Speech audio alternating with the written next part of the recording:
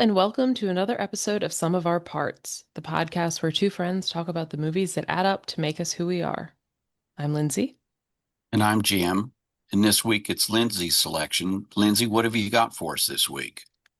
So it is June, which means it is Pride Month, and I wanted to pick something along those lines. Plus, something that includes one of probably my favorite people of like my lifetime, Robin Williams. So we watched The Birdcage from 1996. Classic, classic, classic. So, big fan of this movie as well. So, Mhm.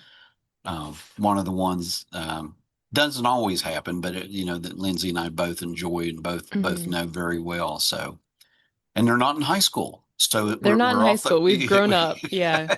I guess the we're, kids in the movie are like 20, so. Yeah, but terrific cast. hmm And then hmm I know you'll get into history, but based on another film, Yes, and a play. So it was a and play and then a film and an international film, and then it was adapted here. So, which is kind of backwards from the way everybody does it now, right? First they do yeah. the movie, and then they make a stage play or a musical out of it, right? And then Yes, exactly. and then they Exactly. remake the movie using another cast. Yeah.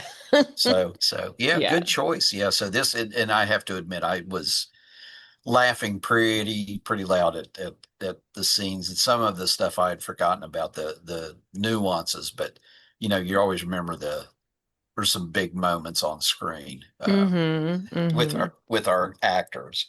Yeah, and I really forgot how like pertinent this feels to the current moment we find ourselves in. I I know that didn't occur to me until after starting getting the movie, and I thought, wait a minute, how old is this movie? Right. You know, was this 2019 or is this Right. or Some things never change, apparently. 2025 or maybe even some of the fashions. So I don't know, I but know it is coming back. The 90s have come back around for sure. But so now and so going back, did you see this movie when it came out? Then you think? I don't think so Okay, because I was like 6 when it came out, just shy of 6. so So your I dad think didn't take you to see this one. he did not. No, but this was a watch it on TV, rent from Blockbuster pick. So we would definitely watch it at home. I have very clear memories of watching this at home. Okay. Yeah, Do you yeah. recall, was this the first thing that you'd seen or when you started liking Robin Williams? This definitely wasn't the first one. I think I No. probably Hook, Oh, okay. because Hook came out in like 91 and I was Uh-huh. really obsessed with Hook and Aladdin. Yeah.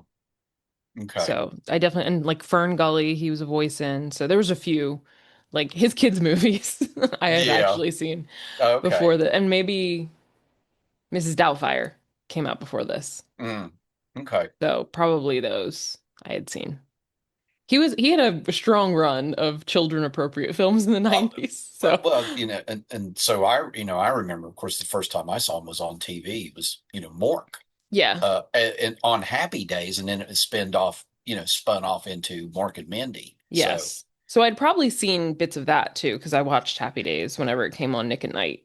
yeah, really a large body of work. I mean, talk about, a range, Mm-hmm. Mm-hmm. um, from, being Robin, if anybody ever saw him, sort of the loose cannon, to dramatic roles. Yeah. So such a good actor. Yeah. I think I have a feeling I know on my list there's several. So I think we're probably going to be seeing a decent amount of him throughout subsequent episodes because it's Good. it's surprising to me that we're only just this is the first movie we've watched of his. Well, yeah, I mean, but look, we have so many, so we There can, are so many. yeah, So so yeah. yeah, in all good time. So, Yes, yes, we'll get there. But yeah, I like do feel like Robin Williams, like I grew up in the 90s, so like it does feel like I don't think there's anyone that I watch like more than Robin Williams, like oh, throughout okay. my life. You know what I mean? Because it was just like Mm-hmm. the kids movies, like there's Hook and Aladdin and Fern Gully and Jumanji Oh, yeah. and Mrs. Mrs. Doubtfire, Doubtfire. Flubber, Jack.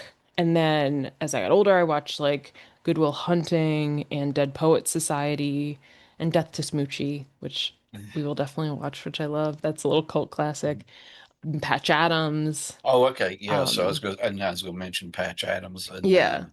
So there were like just so many. So it feels like there was always like a Robin Williams movie for me to watch. And then he was in like, later like the Night at the Museum movies when he was Teddy hmm Roosevelt. hmm So yeah, it was just like Well, he there was was in. always a Robin Williams movie. So like when he died, I did genuinely cry. Oh, I agree. So, Awakenings when he I've was never he seen in that one. But he with was, yes. Robert De Niro. Hmm. But But yeah, and then he has like more serious ones. He has the comedies, a little bit of everything. exactly. Yeah. So, the And one no where he offense to Will played. Smith, but his delivery of Friend Like Me is like cannot be topped. Sorry, there are some parts, some roles, some that once it's done, that's the standard. And then, Yeah. no matter how good or how talented someone else is, I'm sorry, Hmm. and I agree, that's just one of them. The genie Hmm. is it's a tour de force performance. Yeah. So Sorry, I cut you off. You were going to say something. no, I was just going to say, like all the movies, that he had been in, and then like you said, and it ran the gamut, Hmm. from him being a a, a, a very serious, thoughtful, and just different roles. Well, I can't think of the names of all the movies because my memory's like a sieve, but he played in a movie with Jeff Daniels where he thought he was a character out of King Arthur, The Fisher King. Fisher King. So where he played a Russian immigrant, was Moscow on the Hudson, Mm. and of course his talent for accents was, I think, unmatched as well. So, Hmm. Hmm. but Yeah. anyway, so yeah, it was fun to watch again and to get reacquainted with all the people and like all the little things that you either forget about or you did not pick up Hmm. on the first six go arounds. So Yeah. Yeah. For sure. For sure. What's interesting too is like so for people who don't know this movie, the main kind of people are a gay couple, and one of whom's a drag queen. And Robin Williams is the one who's not a drag queen, but he was originally cast to be that character, and Steve Martin was going to be his part, but Steve Martin didn't think he could bring like the camp, and Robin Williams had just done Mrs. Doubtfire, and so didn't want to do drag again. And so then they brought in Nathan Lane, which like makes me so happy I, that they did. It's great. And Gene Hackman too. Like the two of them, like Robin Williams and Nathan Lane, like just so much doing so much like improv here. And Gene Hackman said that that's also part of the reason why he wanted to do this because he had some roots in improv comedy, and this allowed him to get back to that. I And I did not think that know they play that. off of each other very well.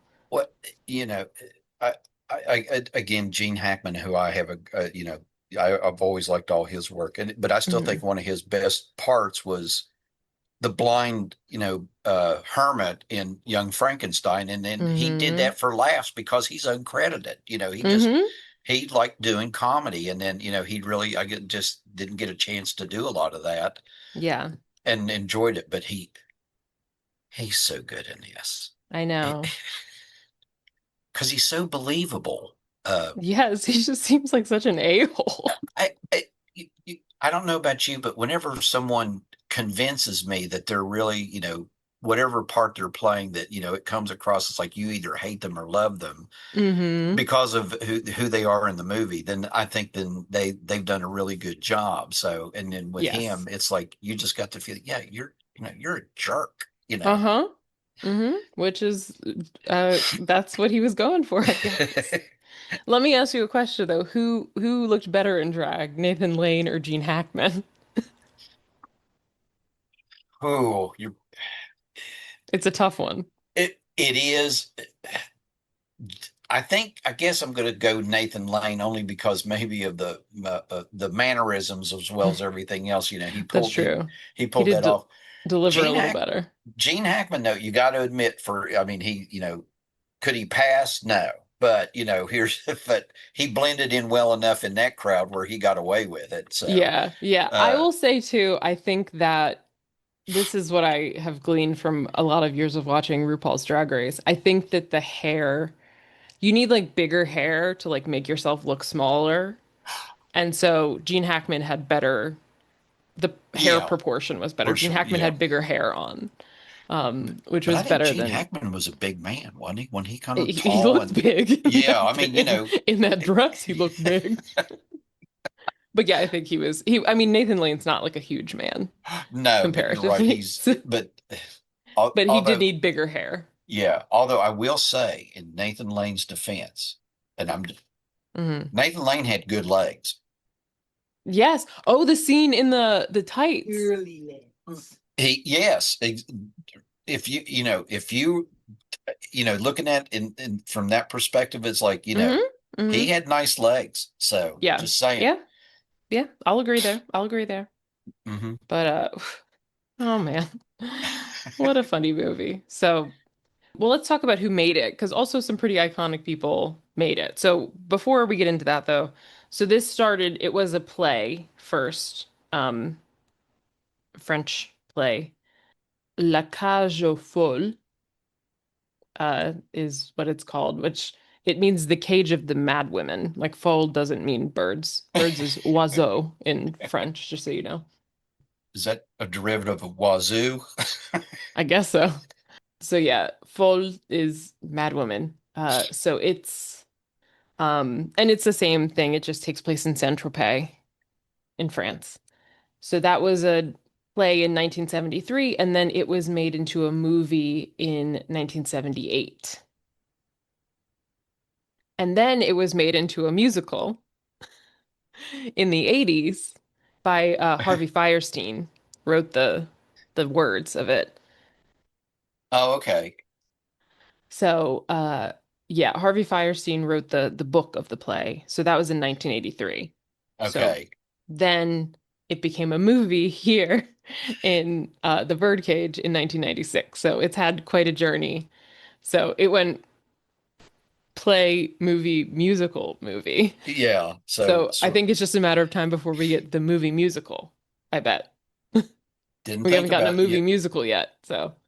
Yeah, you're right. That's probably the next natural step in the Hmm. evolution of this. So, Yeah, yeah. And what's interesting, I was reading that Mike Nichols directed this, and Mike Nichols, if you're like a film person, you've heard that name because he was sort of an iconic film director. He was supposed to direct Le Cage aux Folles, like on stage, and then he got fired. But he knew the head of one of the studios, head of United Artists, had the rights to the film. So he said, let's do it and let me direct it. So, and he wanted to call his longtime partner, not like a romantic partner, but like a comedy partner, Elaine May, to write it. So she said yes, and that's how it came to be. So Mike Nichols, for those who are not familiar, he directed such films as The Graduate, Who's Afraid of Virginia Woolf, starring Elizabeth Taylor, Catch 22, Working Girl, Silkwood, Primary Colors, Closer. I think Charlie Wilson's War is the last feature film he directed.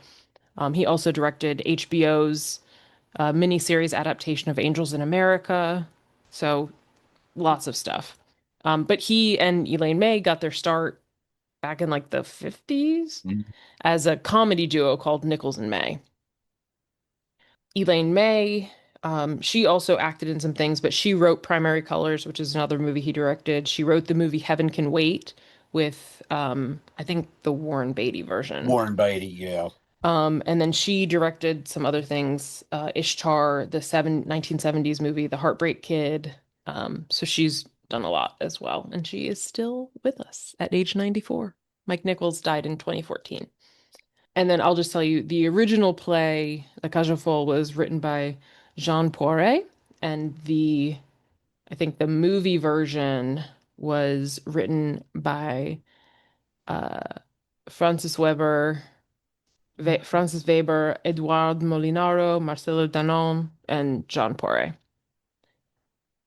So those are the people who made it. But yeah, so this American version, really great people at the helm, which I guess allowed them to get some really great people in the cast Yeah, uh, sounds like. to our benefit. And so, yeah, as I mentioned, like the original takes place in France, so they changed like a little bit. They changed like the names.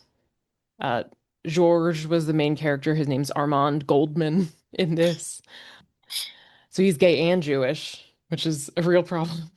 And then Albert's real name was in the French one was Albin.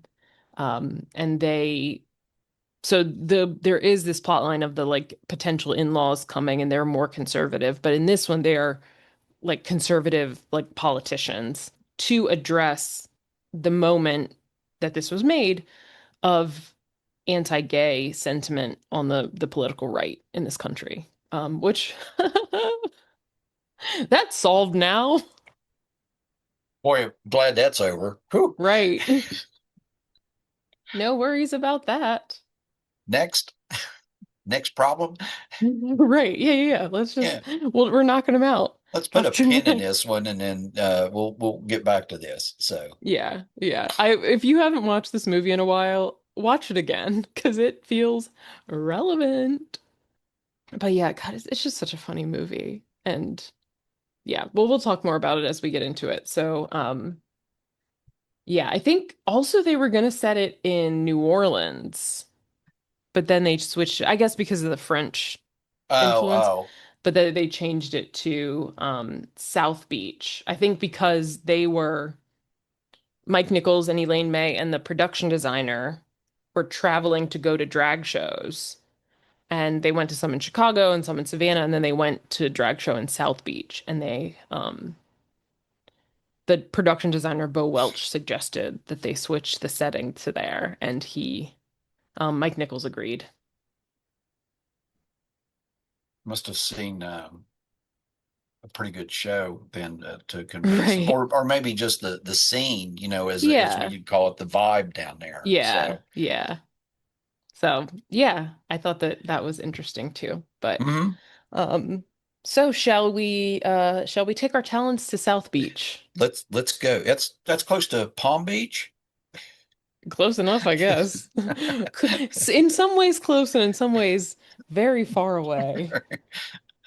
So yeah, the movie opens, I'm sorry, with some very fun music and we get to see Miami and then we come to the club which is called the Birdcage. And they're playing it's sort of this is the number that they do like towards the end of every night. They play We Are Family, all the queens are on stage, lip syncing to it. And then the stage manager who's off to the side is like calling this guy Agador, like, where is Starina, who is kind of the closer? She's the headliner of the show. She goes on in 5 minutes. And then someone tells the owner of the club is Armand, and someone tells him like some Kennedys are here, and he's like, is it Ted? Is it Ted? No, the younger ones. Well, I wish we could get Ted. He gives them free coffee. He says they want their meal comped, and he goes, "Give them free coffee." Yeah, So he's like, no. yeah, yeah, yeah. No, we're They not got plenty comping of their money, meal. those Kennedys. Exactly. And then Armand goes up. Armand lives above the club, and he goes up there, and Agador, who's like his kind of housekeeper guy, assistant, sort of, says Starina won't go on. We could see Starina is very sad, offers Agador a supplement. You look so tired. Do you need a supplement? And is saying things with Armand are bad because she's suspecting Armand of cheating on her is basically what's happening. We don't necessarily know this at first, but Starina is the stage name, the drag name of Armand's partner Albert. Um, and I love Armand tries to come in and she slams the door and he tries to open it but breaks the doorknob off and ends up breaking the door down. And Starina Albert is like, "Don't look at me, I'm hideous. I hate my life." And he goes, "You know," he's like, "You know everything. You think you know everything because you're a man and I know nothing because I'm a woman." And Armand is like, "You're not a woman." And he goes, "Oh, Oh, she's so offended by that. It's, yeah." And it's just like, "You made me like this. I'm a short, fat, ugly woman." And Armand's like, "I made you short?" And then, she's still refusing to go on, Serena Albert. And Armand's like, "Okay, I guess we have to get some other queen to go oh, on since yeah, you won't. to do your To number, do your final number." Yeah. And right. then Yeah. Serena's like, "Oh, well, I'll go on for the people. They don't." Oh, Carmen is the other person. "I will not. They don't deserve to have to see Carmen. They came to see Starina." So she goes, "Give me a moment to myself to prepare." And then is says to Agador, "Give me my Pirin tablets." And Agador is like, "Okay, one before the show." Agador is Guatemalan. Ru- "I give you one before the show, and I give you the other one after." And then they leave, and Armand is like, What are you? Why are you giving him drugs? What is a Pirin tablet?" And he's like, "It's just an aspirin, but I scratched out the A and the S." And then it's like, "Oh, brilliant." But yeah, Albert thinks Armand is cheating because there's white wine in the fridge, and Albert only drinks red. And, once like Armand goes back in and they're having this conversation, he's like, "Oh no, I got white wine for us." And then he's like, "Your Starina is a star. Like, I love you." Like, is being very nice and supportive. And then meanwhile, I think once he like gets her getting ready, he sees Agador is cleaning in a red curly wig, dancing to Gloria Estefan. Like, "Conga, shake your body, baby, do that conga." He says, "You look like Lucy's stunt double." And he goes, "I'm a combination of Lucy and Ricky." It's like, you look like a man. Is this, doesn't he say, when are you going to put me in the show? And he goes, when you have talent or something. Yes. "When do you want to put me in the show?" And then he goes, where did you get that wig? And he goes, I'm going to tell Albert that, you took his best red wig or something. So, Yeah. And he's like, "Just set up some white wine outside and then leave." And Agador's like, "Oh, are you cheating on Mr. Albert?" And I'm gonna tell him. And then Armand says, "Green card." 2 words, green card, which once again, it's like, oh. oh, So, again, very relevant. yeah. So once Albert goes down to go on stage, and then a guy comes to the apartment, and Albert lets him in, and they hug and kiss. And it's like, "Oh, I haven't seen you in so long, blah, blah, blah." And Albert and Agador are gone, so we're alone, like you asked. And then we find out that this is Armand's son, Val. I was good because it's a young, attractive man, and Yeah, then you think, I thought, I remember thinking, oh, he is cheating he on is Albert, cheating. yeah, and it because he touches his hair, and he does like the little gestures, and then yeah, and then he calls him Pop or something like that. I Yeah. think, yeah. And then he goes, "Pop, I have some news to tell you. I'm engaged to a girl." And it's like, and Armand's like disgusted, but not about him being a girl. He's like, "You're only 20. You're a baby." And he's like, I know what I want for my future. I've always like known." And Armand is like, "Well, if you get married, you're on your own." Yeah, don't ever come back. You're never welcome. Yeah. Well, we see Albert perform too, Oh, and he's got like like a leopard hat and like a leopard muff and makes jokes about it being like an actual leopard because he pulls out the tail. oh, and he's got Starts with leopard boots, I think. yes. Yeah, it's an outfit. It is an outfit, and he's talking about like going on like a trip and stuff. And it is a really funny performance, and then starts singing and doing another performance. So it is very funny. So meanwhile, uh, Val is telling Armand that he's engaged and getting married, and Armand says, you know, if you get, I don't agree with this. If you get married, you'll be on your own. And Val's like, okay. And then they wait like a beat, and then Armand's like, oh, you really called my bluff, didn't you? Um, and the son is like, I just want you to say it's like all right for me to do this.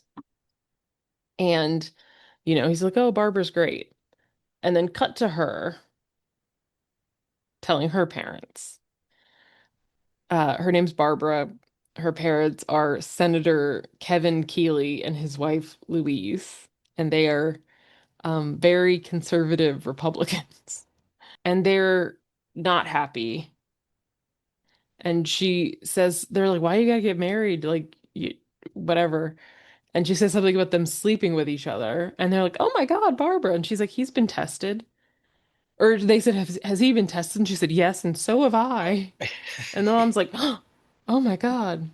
And they're ultra conservative. Then she asks, like, what his parents do. And she says that his dad is a cultural, involved in the arts. And they're like, what does that mean? And she says he's a cultural attaché to Greece. And that the mother is like a homemaker, is a Yeah, stay-at-home mom. yeah, And meanwhile, the dad is up for re-election. So, they're very concerned about that, which is kind of their main concern. And Val calls to tell her that he told his dad, and he makes Armand talk to her for a minute, and like her dad's trying to listen. And she's like, Dad, put down the phone. Kids, if you're not aware, back in the day when people had house phones, you could just pick up another receiver of the house phone and listen to the conversation. yes. You could listen in on the extension, so Yeah. it was like So, a party line.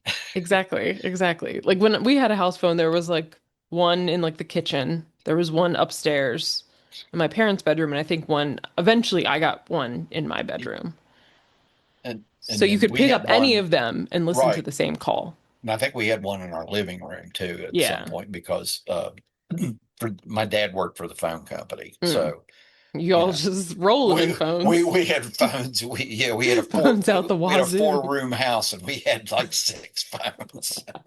Go figure. Everywhere you went, there was a phone. Yeah. So, Um, So when Albert comes back up to the apartment, he's like, "What's happening?" And Armand says it was Val. Val's visiting, and Albert goes and looks in on him because they raised Val. So like hmm Albert kind of is his mom, I guess. And then Albert is very excited that Val's back. He's like out on the town the next morning, goes and orders a cake, and uh I love in the bakery. He's like, I'll have a schnecken for the road. The schnecken beckons. well, maybe just one more. It's like, yeah, Yes, oh, yeah. the schnecken beckons. And this is what I think Agador's saying he wants to be in the show. And he's like, why Oh, won't you let me be in the show? And he's like, isn't my Guatemalanness, my natural heat is too much? by the way, if y'all haven't seen the movie and you watch the movie, you're going to see how dead on Lindsay's rendition of Ecuador is. So, just saying, that's really very good.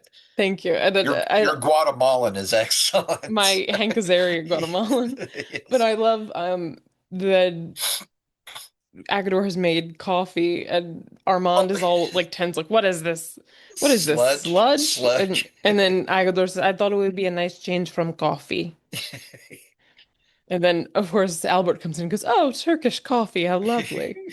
Yeah, it's like, yeah, Albert's all, happy because he figures Armand's not cheating and it's just Val. Yeah, and he's happy And to see Val because Val's been but away at but he college. And doesn't know the news. yes, and then Armand tells him Val is getting married, and he goes, "What? Oh no!" Like, He's just a baby, you know. It's yeah, he's like, "Oh no, he's a baby. He's too young." And it's like they're all concerned about him. And then cut to Senator Keeley and his wife, and they're watching him on TV with this other senator, Senator Jackson, and they have started this like moral whatever. Moral coalition. coalition for moral order. I was gonna say the moral majority, but that was the real life thing Yeah, that started. So the coalition for moral order, and they're talking about morality and being against homosexuality and gay marriage. And then the news, he gets a call. The Senator Jackson has died, has been found dead in the bed, and it's like it keeps growing with a prostitute. She's underage. She's black. And he's like, I'm ruined. yeah. So he's just concerned about himself. Cut to Albert is looking at like family albums from when Val was little and just like Uh, weeping. oh, it's yeah. He's just bawling, you know, just Right. his eyes out. So, And I remember thinking, watching this part, I was like, huh, who has family values here? Because it doesn't maybe look like the Mr. Coalition for Moral Order. I was thinking about getting a T-shirt with that on it. So we should have T-shirts made. Yeah, You know, Coalition for Moral Order. right. I like Senator Keeley on the back. So we should. Perfect. People Um, would think we're actually stumping for someone to run for office. Who's Senator Keeley? So right. Um, so back at their house, they're in Ohio, I believe, yeah, yeah. and she Barbara tries to tell her mom the truth, but as she's doing that, Senator Keeley climbs in the window because he's been coming around the back of the house and climbing in the window to avoid the press who are like out front. And they're camped. I mean, there A lot is of a them. lot of press. Yeah. So And so his wife, Louise, suggests, she's like, "Oh, I got the perfect idea. This is how we'll distract from the scandal." Because they weren't that happy about Barbara getting married, but then it presents an opportunity. We'll have a big white wedding. It'll restore your image, right? It's like family values, heterosexual relationships, whatever. Love and marriage, family, great. And they're like, "Oh, we could even get the Pope to officiate." And he goes, "The Pope is too controversial. Billy Graham is too liberal," which is hilarious. tells you where the politics are, right? I mean, just Yes. saying. So yeah, Yeah. yeah, yeah. And I love to he always wants candy when he's upset. He's like, "I want some candy." And the Where's my wife is like, candy? "Focus." So they're like, the mom's like, "Let's go to Miami and we'll go meet Val's parents." And Barbara's like, "Oh, great." So she has to call Val to say, "Hey, here's what I told my parents, and also we're coming." Back to Miami, back to South Beach. Albert is practicing a new number, but you don't even know it's Albert at first because you just see heels and then like tights and then a leotard, and whoop, it's Albert. But I was like, "Oh, okay, legs." Just saying. And it's him and like a male dancer, like young kind of hot male dancer, and he keeps chewing gum. And Albert is like, "Can you stop?" And he's like, "Chewing gum helps me think." And Albert goes, "Honey, you're wasting your gum." And Armand is trying to like tell the dancer about what he's supposed to be doing because like Albert is performing singing this song which is about like this dream guy that then like falls in love with Albert Starina as his dream, and the dancer is just sitting there like he's doing nothing. And and also Val during this is like, "Dad, I need to talk to you. Dad, I need to talk to you." And he's like, "Hold on." This is an iconic scene. This is the scene I always think of when I think of this movie. And Armand is trying to explain to the dancer, like, this is going to be an eclectic celebration of dance. And he's doing dance moves as he's saying this, but he's like, Fosse, Fosse, Fosse, Martha Graham, Twyla, Twyla, Twyla, Twyla, Michael Kidd, Madonna, Madonna, Madonna. But you keep it all inside. And as he's doing that, he's doing like a Fosse move. Martha Graham, he like puts his shirt over his head and flails his arm. And I forget what he does for Twyla. He I does like his arm. He just like swings yeah, his arms, just I think. And he does something different from Michael Kidd and Madonna. He's like voguing. voguing. Yeah, so it it's And it's it's seamless. just rapid fire. Yeah, that's what one of the things that was so hard for me. Like I take so many notes on these movies. I had to keep pausing it because there's like so many funny lines and funny moments and scenes just like back to back to back to back to back. And they come and go like machine gun. It's like Yes. it's just yeah. Yeah. And I think like you were saying, and I've read this too, that for some of this, Mike Nichols was just like, okay, Robin Williams, Nathan Lane, go. Yep, you're on. I'm sure they probably, just ran the camera and then, they used the Hmm. best part. So, because Yeah, yeah. They're probably like, okay, do one to script and then like play around. then, yeah, then wing it or whatever. Hmm. So, he eventually goes to talk to Val, and Val says Barbara's coming with her parents tomorrow, but there's more. And he explains that Barbara lied to her parents about Armand, and it, he says he's like a senator, and Armand's like, okay. And he's like, don't you read the newspaper? And he's like, no. Well, he says, I read Variety, I I read read, Variety and the Arts and and Leisure page. yeah, And he's like, he's really conservative. And Armand's like, I don't want to be anybody but myself. And Val's like, Dad, it's one night. Just help me out. Close the club, send Albert away, change all the decor of the apartment, and also change like your mannerisms and how you walk and talk and do everything. And Armand says, and I'm quoting here to be clear, he says, I wear foundation. I live with a man. I'm a middle-aged fag. I like who I am. It took me 20 years to get here. Fuck the senator. exactly. It's a great line. And it's It, like that's like the thesis, I feel like. and we can say probably too, and during this, Armand is not, I would say, overtly flamboyant, in the same sense that Albert is. Right. But Yeah.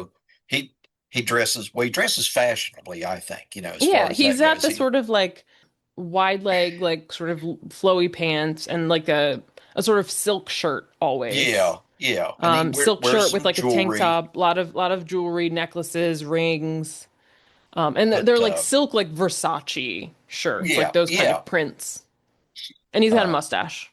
yeah, and I swear I thought at the beginning I wrote down, is he wearing a wig? But I guess it's not. I don't know if that's his real hair I because it guess just looks so. too perfect, But I'm sure that they just did that. So Yeah. Yeah. But yeah, he's like it's very like we're here, we're queer, get used to it. It's kind of the yeah, message there. yeah, It's like they'll no, just it have took me a to long time to accept myself and everybody else is gonna just have to deal with it now. exactly. And then we see back in Ohio the mass of journalists around the Keeley's house, and one of them, smartly, he's from the National Enquirer, so this is why he has questionable ethics. He goes and pays their driver to know where they're going, and he says they're going to South Beach. He's like, cool, got it. And once again, I love this part. Senator Keeley is leaving again, but he's about to go out the window, and they're like, oh my God, they think he's jumping out the window. His wife and daughter are like, no. Yeah, he goes, I'm He's like, just I'm just you going like to get the car to pick me up where they won't see me. But of course they see him coming down the ladder. So he's on the ladder, like halfway down, and journalists are surrounding him, shouting questions at him. And he gives kind of a canned statement. And they're like, oh, where are you going? And he's like, oh, we're going to our farm just for some privacy. So please respect us. And the National Enquirer guy is just kind of like, I know the truth. And then back in Miami, I think Armand is kind of eventually going to agree to what Val wants. He's sitting at the bar, he's smoking, but he's like resigned is like the vibe. Like it's like, oh, Yeah. I don't want to do this, but like it's for my kid. It's one night. So he tells Agador that he's gonna have to dress like an actual butler. And he's like telling if he has to wear a suit. And I think he says, I'm gonna look like a fag. And he says, well, you're gonna look like a fag in a uniform then.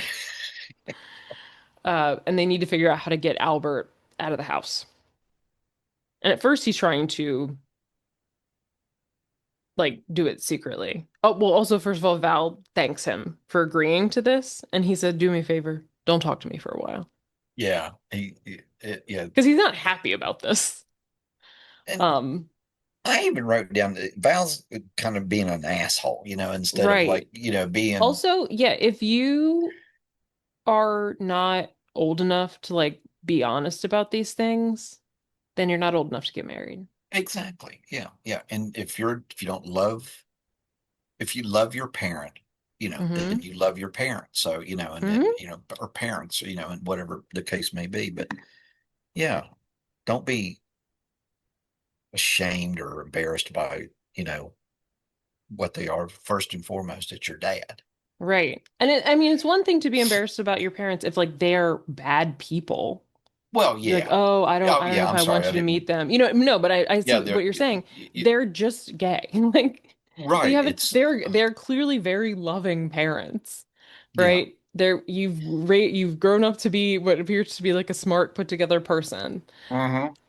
There is no reason to be ashamed of your parents because they're gay. If your parents were like actual a-holes, be ashamed of your Or parents. serial killers. Yeah. Right. Different story. Or an ultra So, conservative Republican senator. Then you can be ashamed of your parents. or serial killers, Yes. Also that. Also or that. neo Nazis, or, Right. Or like, yeah, I don't know, if like Elon Musk was your dad, you could be ashamed of him. I would be. It seems like most of his kids are. good point. But you know what I mean? If they're actual Yeah. bad No, right. people, But yeah, exactly. Yeah. but these are not bad people, they're just gay. Yeah. Like, and I think if you can't stand up in that, then like you're not mature enough to be married. But anyway, the Keeleys are driving in like a town car all the way to Miami from From Ohio. Ohio. And they're Yeah. not going to the Miami in Ohio. where, where Lindsay and I know where that is. So, And the National Enquirer guy is tailing them with his photographer. They're right behind them. Um, and so now Armand is kind of trying to hatch a plan to get Albert to leave without like telling him what's happening. So they're at the beach and oh my God, Armand, I mean Albert is in like this like outfit, this crazy with the big hat, the big sun hat, and like the sunglasses, and this is like the pink outfit, I think, and then the white nose from like the zinc oxide like sunscreen. Albert's like, "Oh, you look tired." I was like, "Oh, I look tired." Like, might as well say I look horrible. tired means old. Yes. And also, while this is happening, they're taking like all the stuff out of the apartment, like all the gay stuff, all the decor. And people keep trying to add stuff, like they try to hang up like a moose head. And Val is like, do not add anything. We just need to subtract. No adding, just subtract. Are you going to talk about the statue? Oh, the big statue of like, No, the little statue, wait, which little one? the one with the has the erection. Oh, I've forgot about that. You There are know, so many statues. They have like a well, but full-size you know statue of like oh Poseidon or something. yeah, but you know the one I'm talking about, the little one, and Robin first just turns it around. So Yes. Armand, I'm sorry, Armand turns it Yes. around. So, but it's because it shows up later on Mm-hmm. in the movie. So Yes. So, yeah, that's part of the reason also why Armand is taking Albert to the beach to get him out of the house while that happens. And he's trying to keep him from going back until it's at all. But he does. Then he goes in and goes, "Oh God, we've been robbed." And Val is like, "Everything will be back when you get back." And Albert is like, "When I get back?" And Armand finally tells him, you know, Barbara's parents are coming. They think I'm straight. Like, you have to go. And Albert remains calm, but is very offended, is like, "Okay, it's okay. It hurts very, very much, but it's okay. Fine." And then he leaves. It is like freaking out. And Armand comforts him. And Albert's like, "Come on, like, I can play. Let me stay. I can be like an uncle." And it's like, "You're not his uncle." Like, you're like, they don't like gay people. And he's like, "I can play straight." And it's like, first of all, if you've heard Nathan Lane's voice, it's pretty high. And Armand is like, "You cannot play straight." He's like drinking with his pinky up, and he's like, "Put your pinky down." He goes, And look at then the way he's you're holding your glass. So right. And Ron's just like yelling orders at him, and he's like, "Ah!" And then he in tries to, in that exact tone, by the way. yeah, So, I don't even know if it picked up. Sometimes when it's too high, it doesn't even pick up. But then he's like, "All right, let's practice like putting mustard on your toast." And he's like using the tiny spoon to spoon. It's like, "No, a man doesn't use this little spoon. And put your pinky down. Get in this, use your knife and get in there and smear, men smear." And Albert's trying to do it and like pokes through the toast with the knife. And then he goes, "Oh, oh God, I pierced the toast." And just like throws it. And then he tries to walk and he has like a very effeminate walk. And he's like, "Okay, you're not gonna like this reference, but like John Wayne. You need to walk and talk like John Wayne. Like, who's more of a man than John Wayne?" And Albert tries to do a walk like John Wayne and looks like he's suffered an injury. it looks like he has a hernia. So, Hmm. uh, I said he looks like he's walking like it reminds me of like Igor in Young Frankenstein when it's like, "Walk this way." No, walk this way. It's just a weird walk, so it's not really working. And then they keep trying, and he's like trying to like toughen him up and yell at him and yeah. be like, "A man is like this, a man is like that," and they're like slapping him. And then there's another man who's like a bystander who overhears, and he's like, "What are you talking about, man?" And Armand is like, "Oh no, don't worry about it. Sorry, sorry." And then he ends up getting punched. So then they're back at the Yeah, place, and yeah. The guy hits him. So Albert is icing Armand. And also we see this is when Agador is cleaning their pool in a thong and it's like maybe a tiny we little see it apron in from the the front. we We see see it it from the back from the first. back. I was going to say we see it from the back. So plus Yeah. he's always wearing a midriff t-shirt. Mm-hmm. Mm-hmm. Like, the little, cut off or whatever. So Yes, he loves a crop top. yeah. Armand is trying to figure out how Albert can stay and pretend to be Val's uncle. And they're like, "Okay, it will be more believable if there's a woman." Because Val's like, if they see you two together, like it's obvious. But it's like, okay, well then we need a woman. So he calls Val's like biological mother, who basically like had Val and gave him to Armand and Albert and hasn't had anything to do with him. Yeah, like right away, evidently. So Yeah. So they're driving to see her because she lives nearby or she works nearby and calling from the car phone. It's very 1996. And she's like now like a rich businesswoman. She seems to have like a fitness empire. is that what I couldn't figure out if Because she it was a said like plastic body, surgeon or well, was because it she? sounded like people were doing Oh, classes yeah. Okay. and it Okay. said That like makes sense. body, whatever. Yeah. It had these pictures of like body parts, like Yeah. muscles and Hmm. backs and butts and stuff. Yeah. So basically, I guess Armand like paid her money, like sort of paid her like for her trouble, I guess, of having the baby. Yeah. And she used that to start the business. So she's like, I wouldn't be here without you. And she's like, oh, how is Val? Like, I haven't seen him in 20 years, which is It, when he was born 20 years ago.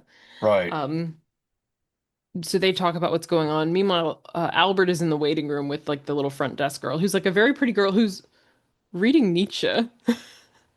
I know. I was, so Like they there's present her as sort of like a, she's like the little bimbo at the front desk, but like she's reading Nietzsche.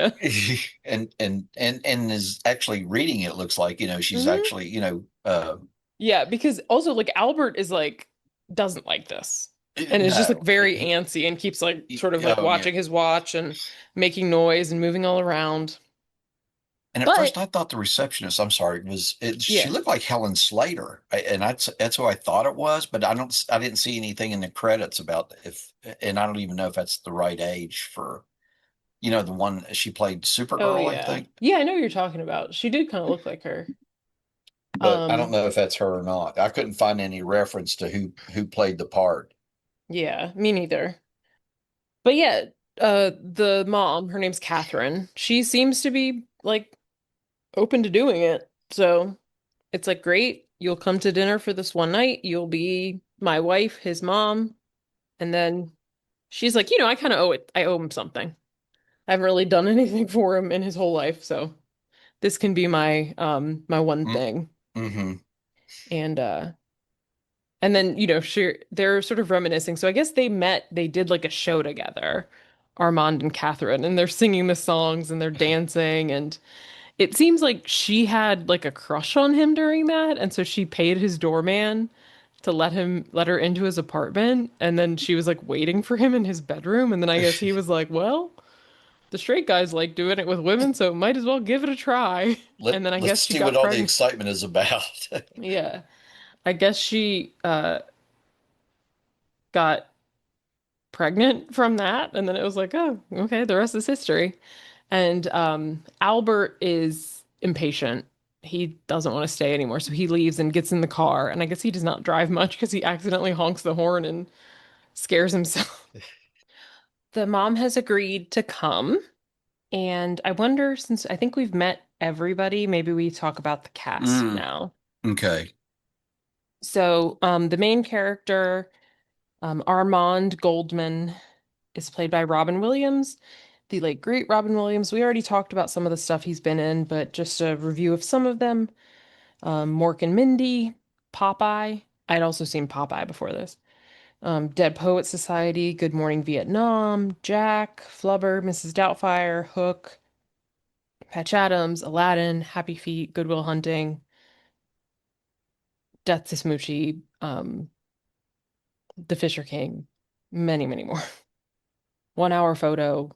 That's the one I was trying to think of. 1 hour Mm. photo. That's dark. Mm, yes. He was also in a pretty dark episode of Law and Order SVU, where he was the villain. Gene Hackman plays Senator Kevin Keeley. Gene Hackman, who we have met. This is now the fourth time we have seen him. And that's not even counting the uncredited appearance in Oh, Young Frankenstein. So I guess we should bump him up extra for that. But he was in The Replacements, Hoosiers, and Mississippi Burning, in additional other mm. movies we've talked about.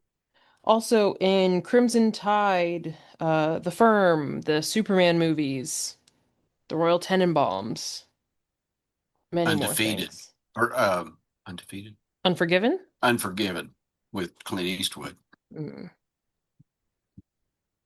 yes, many, many films. The Poseidon Adventure, Wyatt Earp, The Quick and the Dead, Get Shorty, Enemy of the State, Runaway Jury, Bonnie and Clyde, French Connection. Yeah, So yeah, lots and yeah. lots of things. He'll be Uh, back. yes. Albert Goldman is played by Nathan Lane.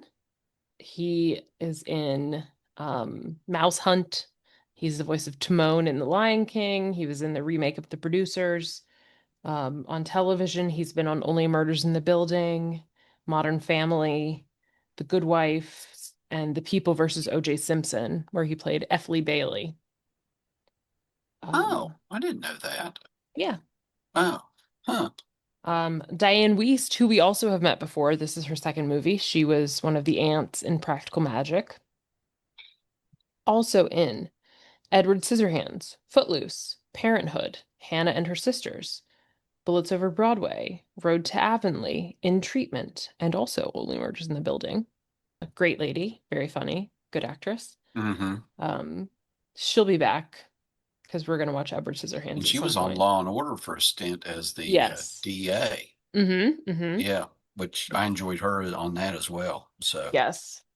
Hank Azaria, who we actually just met in the last movie we did, Grosse Point Blank, plays Agador. You probably know his voice, because he voices many, many characters on The Simpsons.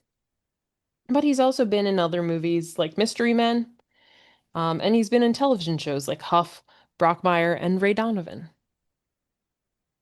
He's also a man of many accents, as you could see in this movie, because he is not Guatemalan.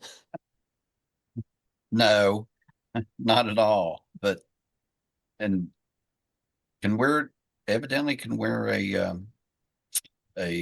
thong. So, Right. The guy was in good shape in this movie. I'm just saying. A lot of crop tops and a thong. hmm. Catherine Archer, who is Val's biological mom, is played by Christine Baranski, another legend. Um, and I'm also not even mentioning like a bunch of these people have done, like Nathan Lane done a ton of Broadway. Diane Weiss has done stage work, Hank Azaria, Christine Baranski, a ton of Broadway as well. But she's also been in television and film, so TV, including Sybil, The Good Wife, The Good Fight, The Gilded Age, The Big Bang Theory. In movies, she's in Mamma Mia and Mamma Mia, Here We Go Again. She's in How the Grinch Stole Christmas as Martha May Who. She's like the very rich one that the Grinch is in love with. Oh, okay. She's in the movie Chicago, Cruel Hmm. Intentions, Into the Woods. She's very talented.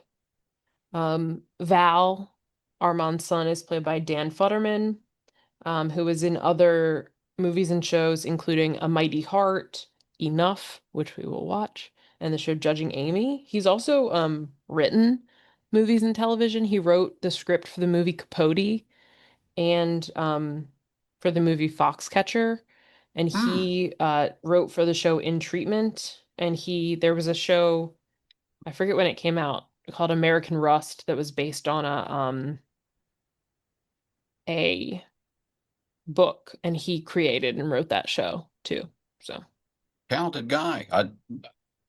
He didn't look familiar to me though, but I guess he's probably not done maybe a lot of stuff in front of the camera. So, yeah, yeah, I only know him from this and from Enough because I've watched Enough a thousand okay. times.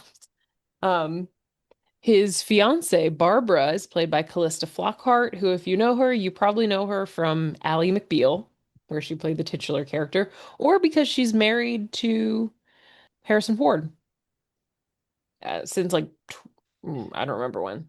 Been a while. It's been a minute. Yeah, but it was like in the 2000s, Hmm. 2010. Yeah. Yeah. Okay. 16 years. So good Yeah. for them. So, But she was on other TV shows too. She was on Brothers and Sisters, Supergirl, and most recently on the series Feud, Capote versus the Swans. She played Lee Radziwill. oh, okay. And the last person we'll mention is another repeat person. It's a small part, but the reporter from the National Enquirer, his name's Harry Radman. I didn't even hear them say that, but he does have a name.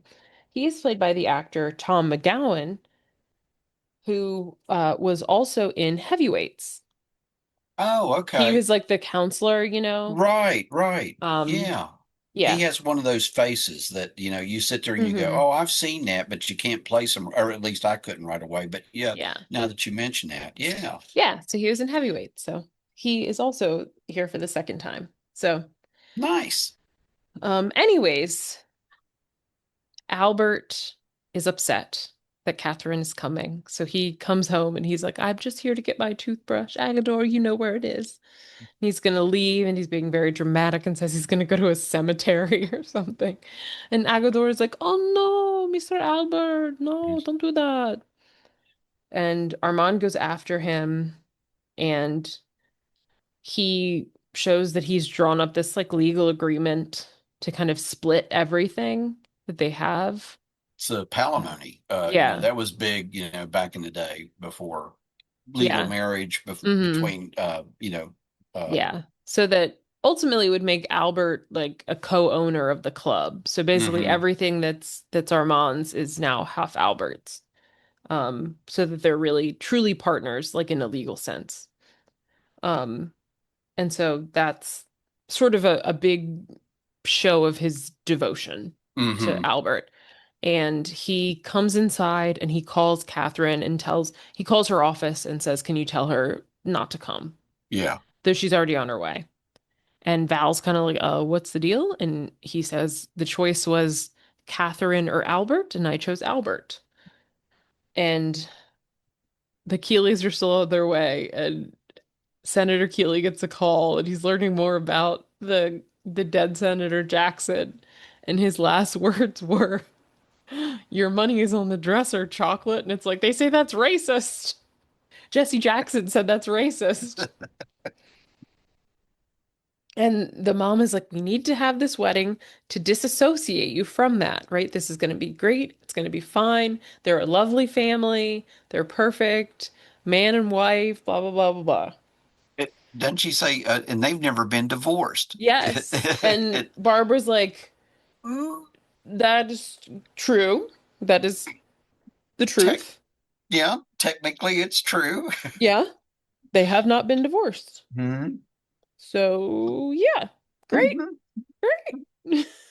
We're doing great. Um, uh, Albert and Armand both have dressed in suits like straight guys. First we see Armand and Val's like, "Okay, you look fine." But then he's walking and he's like, "Maybe don't walk a lot and don't like gesture and like try not to talk too much also." I do like Robin Williams, and I can say this like as I get older. Robin Williams says, "I look like my grandfather." He looks in the mirror, and then he goes, "Who killed himself when he was 30?" So, it's like, but I feel that as I get older, when I look in the mirror, I see my dad. It's Mm, so. I think I guess maybe we all get to that point where we start to look a little bit like our more and more like our parents. So, hmm. Or but any grandparents, or apparently. grandparents, yeah. So, but I thought that was funny. Who killed himself when Yes. he was 30? And then Albert comes out and he looks put together, but he's like walking. He first of all, he starts trying to walk like he normally does, but then he's like, okay, no. But then he's just walking like really slow, and it's like so awkward and like unnatural. And then he sits down, and then when his pant leg lifts up, you can see he's wearing like bright pink socks, and it's like, so how is it? It's like, what about those? That it's like, And, well, doesn't one want a little pop of color? and Armand's face, he's just like he's so sad. It's like Yeah. because he knows Albert's trying, but it's just not working. It's just not. It's not there. Yeah. And it is really sad because then Albert's like, I just wanted to help, and you hate me. You both hate me. And he's like very dramatic, but like it is like a real Yeah, sentiment. it is. It's yeah. And again, he's not being hysterical. He's just he's because he feels and I don't know if hate's the right emotion. I think they're just Hmm. they're sad. That Yeah. because he is trying, but he's just not able to pull it off. Yeah. And he feels like rejected, right? Like, Yeah, well, who yeah, you are is not what we're looking for right now. And right. like that Yeah, sucks. yeah, exactly. So they can't So, accept him at face value. So yeah, exactly. So he kind of just locks himself away. And then I think Val calls Catherine and says, So he tells her to come, and she says, because she's like, oh, like my like secretary said you guys didn't want me to come, and Val's like, no, please come, and she's like, I'm really happy to do this for you. Hmm. And also meanwhile, Agador is cleaning and he's singing like he's like, she works hard for the money. Dun, dun, dun, dun. He's doing the instrumentation so hard for it, honey. Dun, dun, dun, dun. Um, oh, and he's not wearing shoes. And Val's like, put on shoes. And then he's trying to, Agador's also trying to talk in like a deep voice. And he goes, no, we don't wear shoes because they make me fall down. And he's like, don't talk like that. Talk in your normal voice and put on shoes. And finally the Keeleys have arrived in South Beach and they have their windows down and they're just looking at all the like dudes in Speedos and like kind of flamboyantly dressed men because they're in like the sort of the gayborhood as folks would say. Oh, They're okay. I've they're not in the heard that. gay. That I like that. The neighborhood. Yeah. So I like like that. every city has like an area Yeah, that's like the gay area. It's the gayborhood. neighborhood. They're in the So, gayborhood of South Beach, and they are like mm, their what? eyes are big as saucers. They're just like, Also, what am I looking at? they're very skimpily dressed too. So, but Yeah, well, we it's are in Florida, we're by the exactly. beach. We're by the Yeah. beach, and they are in swimsuits or swim attire or whatever. So, Yes. but It's a lot for yeah, I them to think even see. Senator Keeley's his eye, is like a little wandering there for a minute. You sort of see a blonde walk by or roller Mm. skating, I think, and he's like, Hmm. it's like, Interesting. mm-hmm, mm-hmm. Um, and then also we learned that uh so they come in and we also learned that she has told her parents that their last name is not Goldman, it's Coleman. So it's a little awkward when Armand, or I think when Agador says, one of them says Goldman, and they're Yeah, like, Coleman? Coldman. Oh, it's Agador's accent, you know? yeah. Well, he also, Agador introduces himself as Spartacus. I'm Spartacus. And he falls. He truly keeps falling in these shoes. Well, shoes look like they're three sizes too They are big way for him, too and big, but he's he's also just like throwing his body on the slapstick of it, the physical comedy of it. Shout out to Hank Azaria for truly just throwing his body on the ground.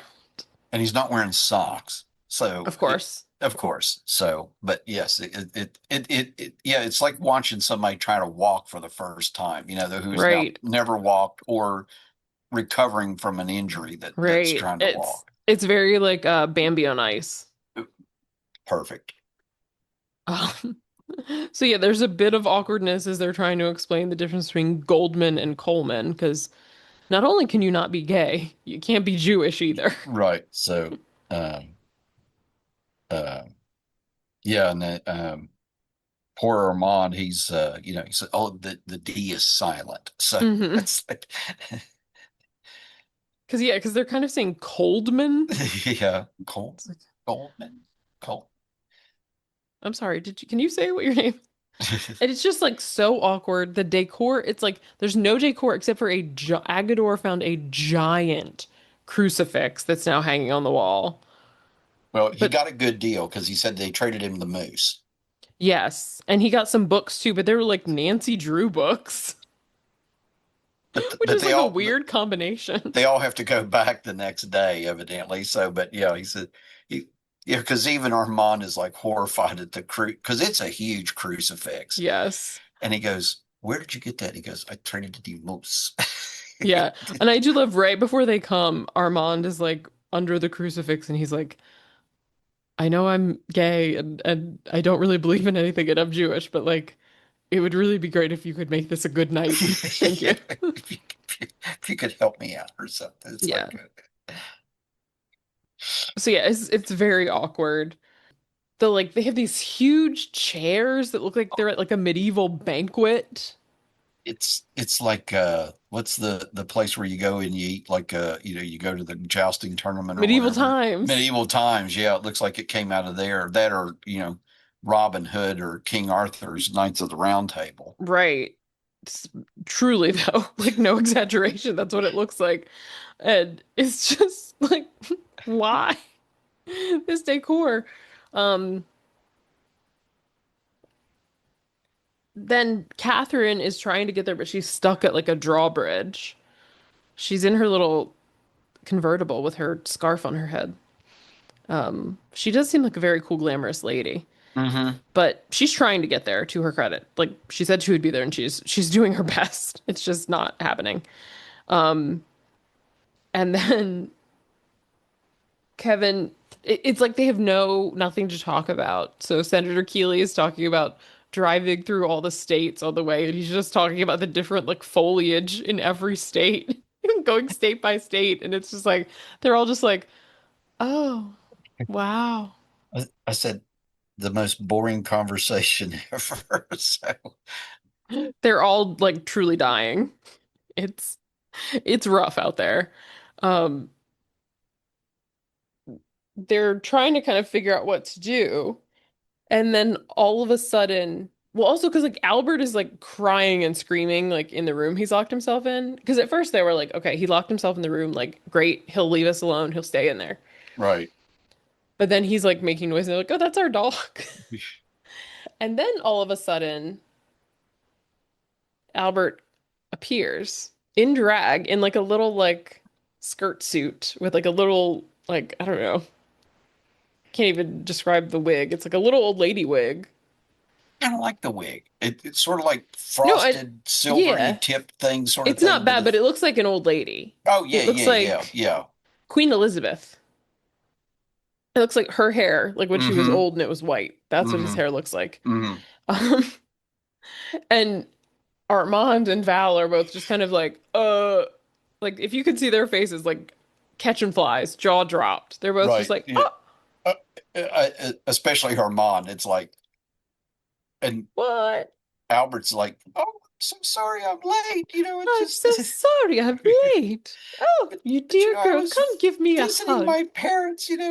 Or yeah, and that's what they said she was visiting her parents or whatever. So, Yes. But also later then she says something about her parents being dead and they're like, I thought you were visiting your parents. She said, oh yes, like she made it sound like she was visiting their graves, basically, yeah, in a yeah. different place than where they lived. Um, and then meanwhile, there are other journalists who find the footage of the National Enquirer guy getting the information about South Beach. So now a bunch of journalists know that the Keeleys are in South Beach, so time to go. Meanwhile, the National Enquirer guy is trying to figure out like which building they went into, like where exactly he is, like what building that is. Um, and then cut back into the apartment. Senator Keeley is talking about like all this conservative stuff, prayer in schools and gays in the military and homosexuality. And Albert, as Mrs. Coleman, Mother Coleman, is just like, oh, yes, just like agreeing. And they're all still kind of being awkward. And what's funny is like, Senator Keeley is like, okay, I know what's going on here. And they're like, oh, you do? But he's like, you know about Senator Jackson and how he died. And to be fair, I think that Albert does a good job because he's like, oh, I heard about that, but I don't believe it at all. I know such an ugly story. Yeah. Hmm. I simply don't believe it. And they're like, oh, word? So you can see Senator Keeley's like, oh, I like this lady. Yeah. He's like you're our kind of people. You're one of us. Yeah. Yeah. I'm Uh-huh. sold. Meanwhile, the kitchen is a mess. Like Armand goes to check, the kitchen is a complete mess. And then then you come back and Senator Keeley's like, well, it's probably wrong to kill an abortion doctor. And it's like, oh my God. Also, again, it's like the same conversations. 30 years later. So, oh, Yes. can we also go back just a moment? By in addition to being the butler, he was told he had to cook dinner, But and has, Val said to him, he goes, "Do you?" are you a cook? And he goes, evidently your father thinks I am. So it's like he has no idea what he's doing in the kitchen. So, but he's He making dinner. truly does not, as we learn. So the National Enquirer guy learns about the club, learns it's a birdcage, and that Armand owns it, and that's where they went. They went to Armand's um apartment. So they were kind of like, oh, Yeah, because there's a separate entrance around the hmm, side, evidently, and that's where the driver dropped him off or took him yeah. to, was over Hmm. over to there. So, Yeah, so they're like, huh. He went to like the home of the owner of this gay club. whose name is Goldman, not Yes, not yeah, Coleman not or Coleman or Coldman or whatever they're saying. And then back inside, they're all getting on like a house on fire because Armand is playing piano and singing with Mrs. Keeley. I could have danced all night from My Fair My Lady. Fair Lady. And why did I almost say Pretty Woman? It's like it's not in Pretty Well, Woman. It's a similar story. similar story. Yeah, Um, it's Pygmalion. and yeah, and then Albert and Senator Keeley are dancing together, and then Barbara and Val are dancing. But they're like dancing and singing, like Barbara and Val are just dancing. Albert and Senator Keeley are like dancing and singing like very enthusiastically. I could have danced all night. Like they're And then to finish off the song from the kitchen. oh yes, and I did write that down. Then Agador like busts through the like swinging doors to like finish off the song. It's so funny. Yeah, I wrote that Agador busts in, and then it's time for them to eat and sit down. And the china they have set out, it has this pattern that looks sort of like ancient Greek pottery, but it's depicting something common in ancient Greece. And it's men having sex with men. And the best part is like Mrs. Keeley, like she doesn't have her glasses on, so she's like, "Oh, are these boys wrestling? Oh, they're playing leapfrog." That's what she said. They're playing Leapfrog. leapfrog. And then Senator Keeley's like, I don't think that's what they're doing. And then Albert's like, "Oh no, I think it's boys and girls. I that's a girl, isn't it? Look at that. That's a girl. I think you have a girl too." And then Agador has made soup, which is disgusting, but Armand is like, we need to get the soup in the bowls really fast. So he does it. It's this like red soup that also has like hard-boiled eggs in it. Yeah. And and Armand is like, oh, it's in Guatemala, chickens are so important, and a woman's worth is measured by the amount of her hens, and a man's worth is measured by the size of his cock. Meaning rooster, everyone. Get your minds out of the gutter. It's like, oh my God. I, I wrote, I don't know, at this point, I don't know about you, but I wrote, this is just getting better and better, isn't It is. it? It's just like it's a series of unfortunate events. Like, I don't know. Could you imagine being there? I would die. Well, I would die of awkwardness. and Armand, in the meantime, is in the kitchen. He's swigging scotch out of the bottle. He's Hmm. like, he's like, oh, I guess I can get through one night. But he's, by the way, it's the Glenlivet, so which is he's at least drinking good scotch. So just Hmm. so want to get my 2 cents in worth about the scotch selection about Armand. There So you go. Albert is trying to keep up with the lies, like, oh, you're visiting your parents, but I thought you said you're visiting them, like they're dead, blah, blah, blah. So it's like they're all telling like different lies, so they have to like keep trying to like confabulate to stay on the same page. And then it's Agador and Armand and Val in the kitchen, and they're like, he didn't make an entree. And he's like, there was a lot of soup. It's like a stew. The soup is an entree. And then Armand is like, okay, I wrote a note for Catherine. Take it, put it on the door. So if she arrives, she doesn't come in. Um, and they're yelling at Agador for not making an entree and all this stuff. And So Val's Val, drinking scotch at this point too now. So him and Dad are sharing the bottle. yeah. And so Val goes and leaves a note, but the National Enquirer guy immediately grabs it because they're like, "Oh, what's going on here?" And then Albert's wig is getting messed up. Like he scratches his head and it shifts a little bit, and then he goes to like pour something and kind of lean over, and it's messed up when he stands back up. So it's so funny because Barbara's like, "Oh, where's your bathroom?" and is trying to take Albert away. But then Val and Armand notice too, and they're like, "Oh, let's all go." So they all like pile into the bedroom to help him. And then they're like scrambling looking for the like magic gum or something. Spirit Spirit gum. gum Yeah. for the to glue the like the hairline down. Well, I don't know where you And they keep don't. yours. Mine's in the study. So Of course. yeah. Mine is in the drawer of my vanity. Uh, but they can't find it. And Barbara's like, I have a barrette.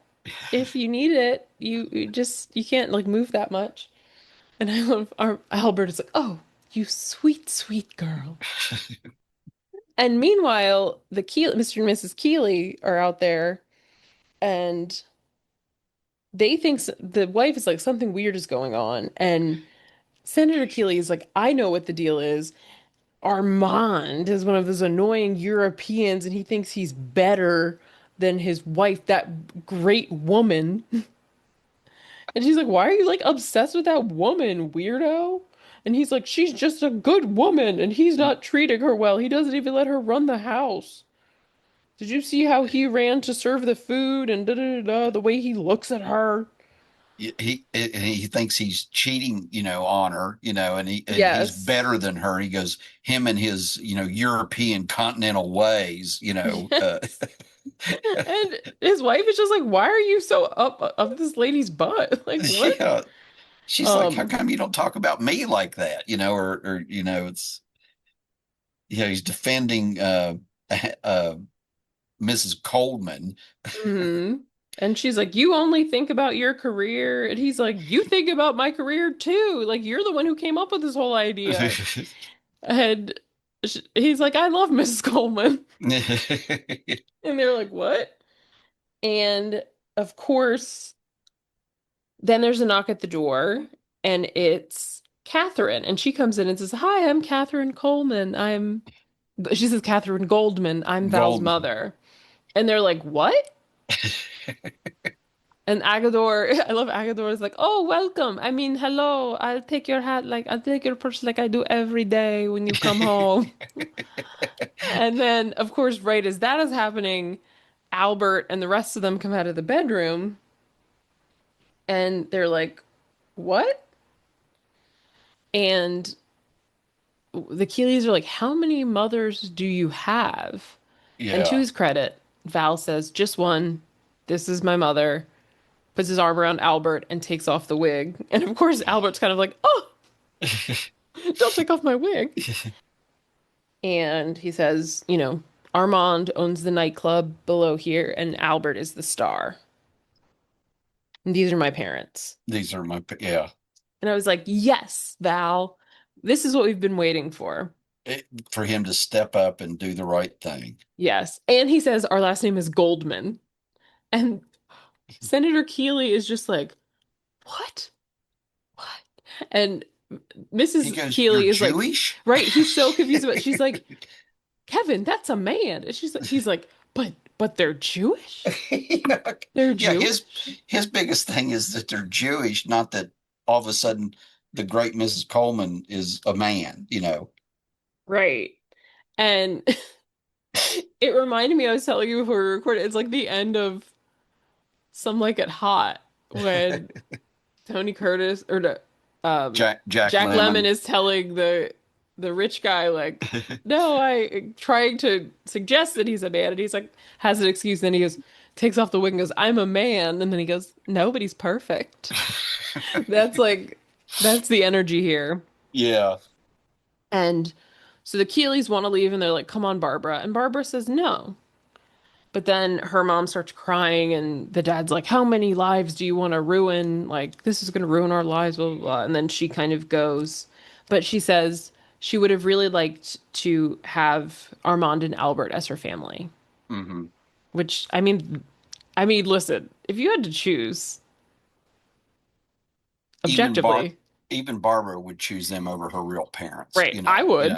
yeah. So, but yeah, like we were talking, about shouldn't be embarrassed and stuff by your Mhm. parents unless, there is a good reason to be. So, Yeah. but she knows that, Her parents are much more embarrassing than yeah. So, Val's parents. yeah, she knows that Albert and Armand evidently truly care about each other, Yes, and and Val. and Val, right? And And then her parents. they're a solid family unit. It's like, Hmm. and they were willing to do all this for Val Hmm. to go to this extreme measure, and then and to try to you know make make him feel better or whatever, or Hmm. do what he wanted. But Yeah. And it's like, would her parents have ever right, done that? right. Would they have been as willing to sacrifice, their lifestyle or values, to pretend to be something that they weren't really? So, And I would guess no. So, they are going to leave, but then as soon as Senator Keeley opens the door, it's the National Enquirer guy, and he's like, Senator Keeley, and he shuts the door right away. But, they saw it was him. yeah, but they didn't get a picture. Yes, he shut the door just as he was getting a picture because they're yelling at each other. The journalist guy is like, "Why didn't you get a picture?" And he's like, "Because you said, 'Hey, Senator Keeley,' and he shut Yeah. the door." Because I was trying to get him to turn around. So, yeah, good job, buddy. Yeah, That's why you work for the National Enquirer, not the New York Times. exactly, exactly. So yeah, he is not going anywhere for now. I will say, hold on, before they Yep. leave, um, Senator Keeley's like, "I hope this doesn't influence your vote." Then he tries to leave. So then they're stuck there. He's like all stressed. He's laying with on like their chaise with like a cold compress on his head. And Albert's just looking out the window like, oh, there's like the New York Times and there's like W da da da. Yeah, There's they're the just local calling out news station, all the and news vans. Oh, print news. Oh yeah, God. oh, nobody reads that anymore. Yeah. And then what are you gonna say? Christine Baranski Somebody says, brings up, says, well, it's your word against theirs. Nobody can prove that you were actually here. yeah. And And he he's goes, like, well, not until they see me. right, because it's like I have to leave here at some point. Right. I will also say a thing that made me laugh. Meanwhile, is Agador goes, "Does anybody want some soup?" And they all go, "No." In chorus, it's like Yeah, everyone in unison. Even Catherine, who wasn't there for the soup, probably said it too. Um, probably. so yeah, so then they hatch a plan. Albert, because they're like, "How can he get out without being spotted?" And Albert's like, "Light bulb," Mm-hmm. I have an idea. because he's like, "They'll recognize me," and Albert's like, "Or will Mm. they?" So down in the club, they're doing the "We Are Family" number, and you see Armand kind of running around, and then we see the Queens on stage, and they start kind of coming down and sort of part, and then there is Senator Kevin Keeley, Gene Hackman in drag, looking like a large woman, Yes. Uh, and, and then they have the wife and daughter also kind of in their own drag looks too. And the wife is in a sort of like gothy drag look. well, like a biker thing, isn't it? With a Yeah. leather motorcycle cap, and then the Hmm. vest and stuff, and then but Yeah. of all the of all the looks, I would, if I didn't know it was her, I would have said that's not Diane Weist. That Right. it didn't even look like her. Her hair was, they put a dark wig on her and stuff, and And like dark kind of like wet look, like kind of slicked down. right, yeah. So And then they have to sort of like linger in the club for a bit. before they can kind of sneak him They're out. all kind of dancing and like, Yeah, I love one part where Val pulls Barbara in her drag to go dance, and her dad is like, I don't want to be the only girl who's not dancing. He's like, let me come with you. They're like, you're and fine. and who steps up to rescue him? Albert, dressed in a Yeah. suit, Yes. dressed in a tuxedo, you Yeah, know. because they kind of escort them. So like Armand is with Yeah, Kevin, and Albert walks out with the mom, and then Val walks out with Barbara, like in the sort of little processional down the stairs to We Are yeah. Family. They're so awkward, like them trying to dance. It's like so awkward. It's so good though. It's so good. And I love, so they have Christine Baranski, Catherine, the mom, outside in her convertible, and they put them all in it. And Senator Keeley says to his driver, because they're right by the driver, meet me at the corner of like El Dorado and Palm in 10 minutes. And the driver does not recognize him. He goes, lady, not for $1 million as they pull away. The next thing we see is Val and Barbara's wedding. And I love, they start by showing Barbara's side, and it's just like lots of stuffy looking white people all wearing sort of like gray, like muted colors. Then it pans over to Val's side, and it's a lot of drag queens, a lot more color. And Armand and Albert are in the front row. Catherine is right behind them. Yeah. But they also have Val is wearing a yarmulke in this, so it's like Hmm. they have like a rabbi and a priest, so it's like an interfaith wedding. Agador is one of his groomsmen, I will say. And then Senator Keeley walks Barbara down the aisle, and they get married. I love Albert is like weeping loudly as Oh, usual. yes. And then the other funny part was like there are two women over on Barbara's side that are like, which one is the mother? And the other lady's like, I just don't know. And that's when you see Albert like, oh! And Mrs. Keeley is also crying. So she's probably crying because she's like, oh God, now we're connected to these people forever. But the end, happily ever after. And I'm assuming from that, the senator's career didn't suffer the worse for wear, because Yeah, of whatever. So right. Because they saved him from his career suffering. Look, exactly, yeah. Anyway, so yeah, that's the end of the Birdcage. I think it's just it's so funny, and I think it really is like ultimately it's like a sweet movie about like family and like acceptance and what actually makes a good family versus like these people who profess family values but are actually like more concerned about their image than like actually like love and care. right, or the welfare of their children, or Hmm. or yeah, or how they treat each other and stuff. Like Hmm. I think when Armand, you know, did the palimony thing, and Hmm. like he said to Albert, he goes, I own half of your life and you own half of mine. He goes, Hmm. we're in this, so let's do this together. Hmm. So, um, I'm sure that, because he said when he said something about, he goes, I chose Albert because he's my partner and he's my, I love him. And, when he was telling Val why he Hmm. picked, that, and, he just, that's what you want to hear about, why you're with someone, Hmm. those are the reasons, not because it furthered your political career or because it was Right. good professionally or whatever it may be. Right. Yeah. And also like what was like the I wonder like for Val and Barbara, what was their like future plan? Yeah. I mean, well, she obviously knew, about Val's family. So, Right, right. eventually they were going to have to, If they were gonna get married, right. they were gonna have to keep this up. Right. I was going to say, eventually it would have to come out. Right. And I So, maybe they were thinking, oh, we'll just do this like while he's in political turmoil. But it's like this is not gonna see, this is the problem with first of all, this is the problem with lying. It's yes, just you just have to tell more and more lies in service of your lie. This is what I've learned from reality television. It never works out. It just becomes more and more stressful because then you just have to keep lying.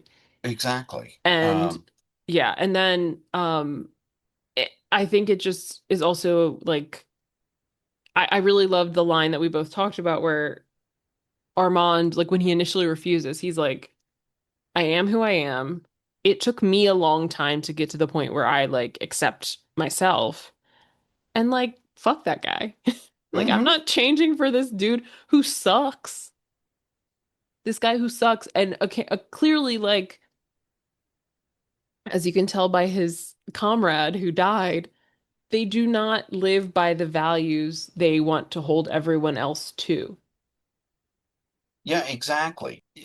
You know, they're just what's the word I'm looking for? They're sheep's and wolf clothing, wolves in sheep's clothing. It's just, Mm-hmm. you know, they profess to be one thing and they're nothing like that in real life, you know, but and they have to hide that, you know.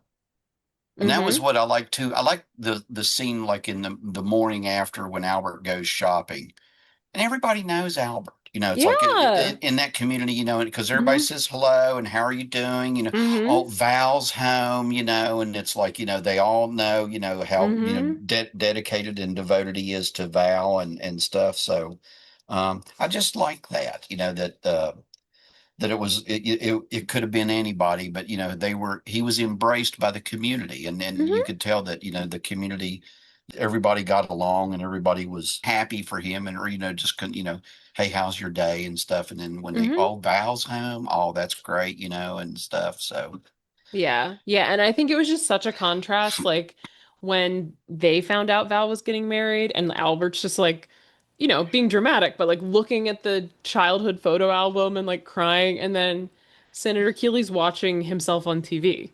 yeah exactly yeah who's instead of being not maybe not concerned but you know occupied with the thought that your daughter's found someone she wants to marry and they Right. talked about how young they were you know Yeah, they were like because 20.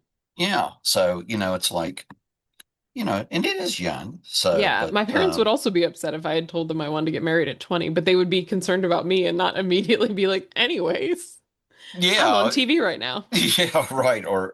Well, that's really sweet, honey, but I've got to go to work, or I've Right. got They something would to be do. like, what? Yeah, Are huh? you kidding? Yeah, really? Is that's what you want to do? You So gotta at least finish college first. at least, That's what they would tell me. well, But yeah. But I think it was I wish just, somebody would have pulled me aside. Just saying, if only, if only. if only. But yeah, and I think, it's just, I appreciate that like the song that they conclude with is We Are Family by Sister Mm-hmm. Sledge, which I think they were also playing during the wedding. Like they were doing a Oh, were they like like the orchestral musical? version. Yeah, Okay. Oh, sorry. Um, I think so. I don't remember. So, I think that's what it sounded like. But yeah, I mean, I think it's appropriate that mhm. that's Yeah, the because and they start off the movie. It's a bookend. You know, they start the movie with that and they end the movie with that. So I like that. That it's Mhm.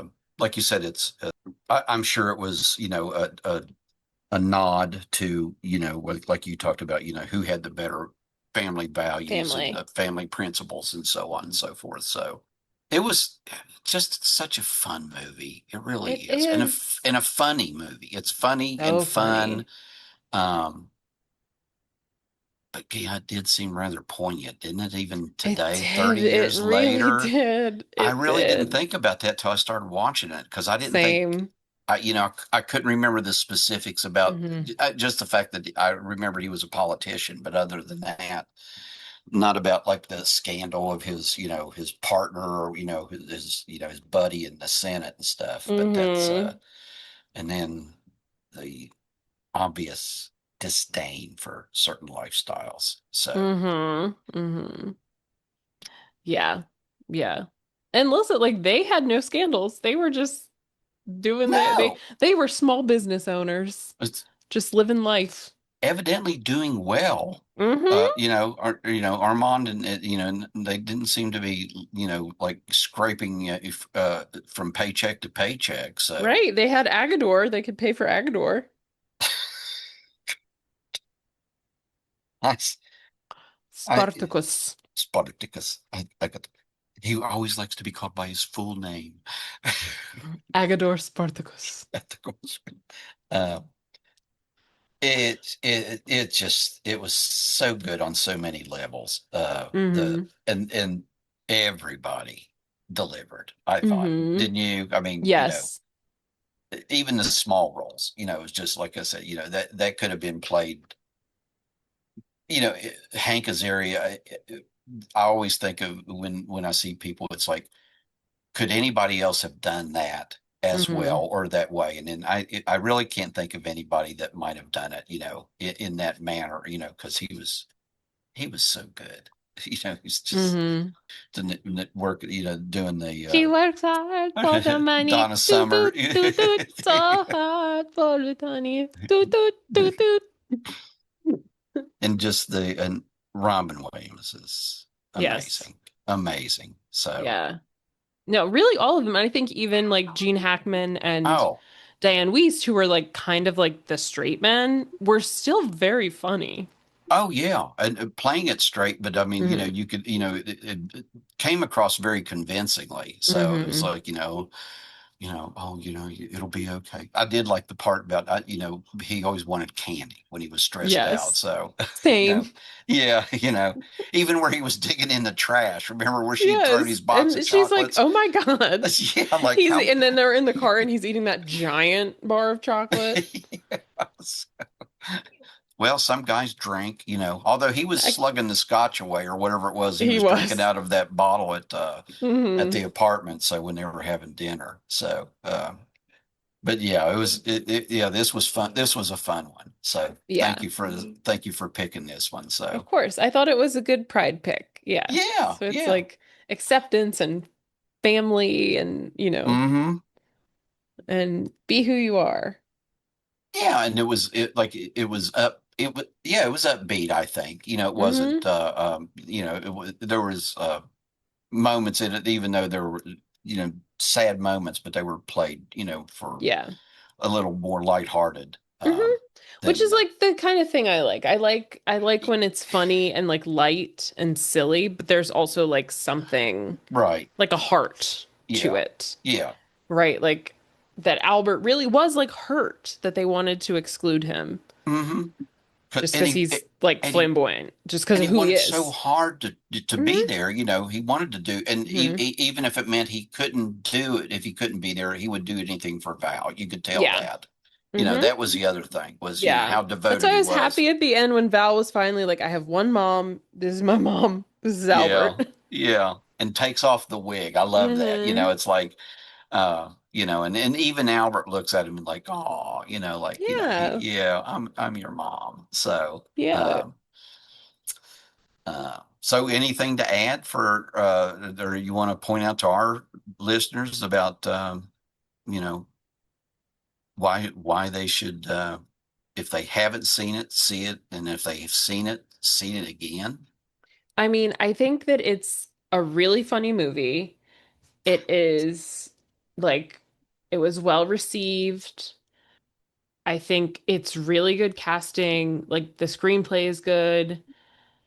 Just like every little line, like trying to keep up with the lines, like I couldn't even do it.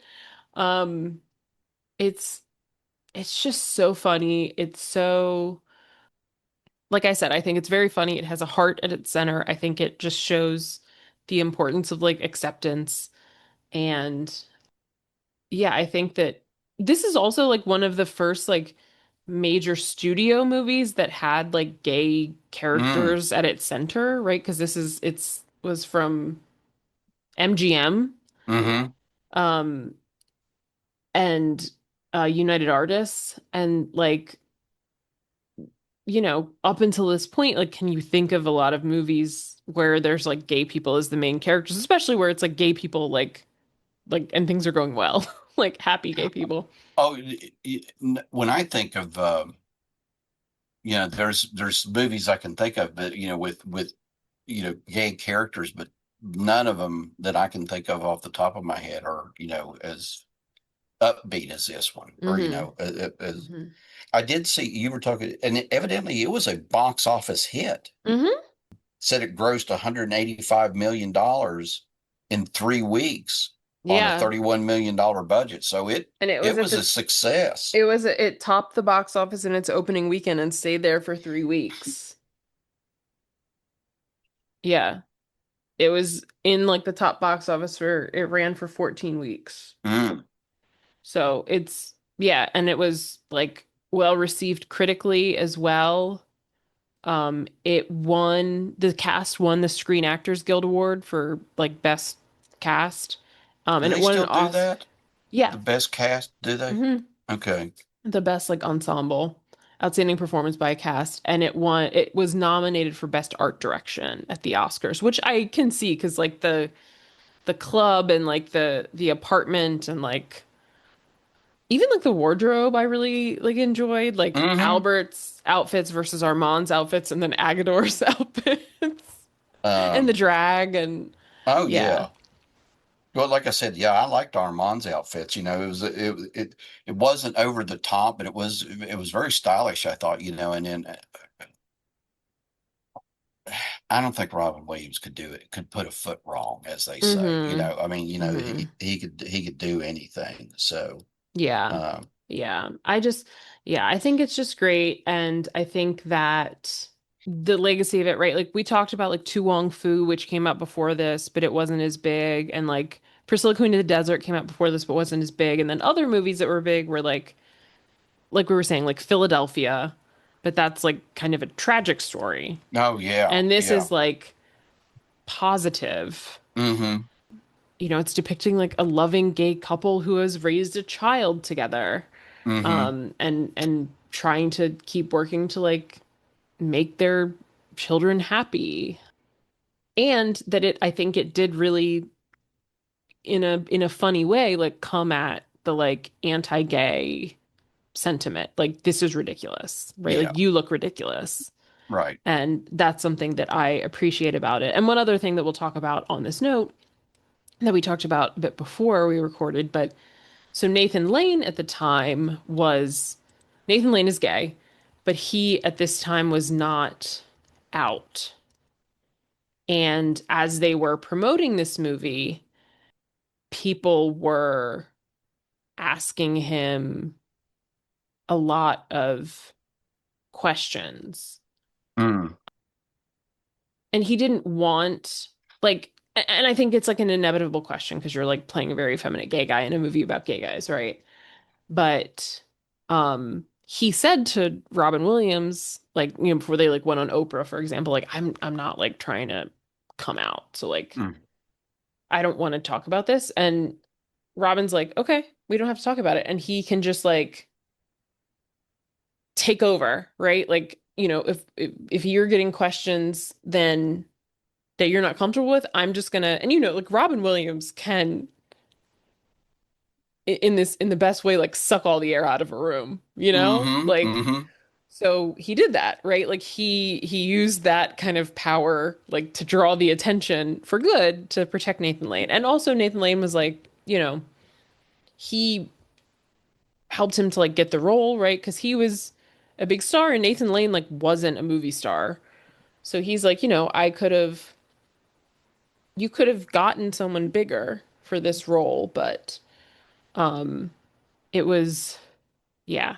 It was like they worked together really well and like Yeah. I said, Robin Williams like kind of supported him and like kind of protected him like on their press tour, like including from Oprah. And Oprah would be like coming at people and Robin Oh Williams yeah. is I like, mean, anyways. yeah, yeah. I'm sure that you could find that clip somewhere, Oh yeah. of that, of Robbins, like you said, sort of shielding him and stuff. But when you talk about that, they could have gotten somebody else. I can't think of anybody else other than No. Nathan Lane that could have done this. Do you? So Mm-hmm.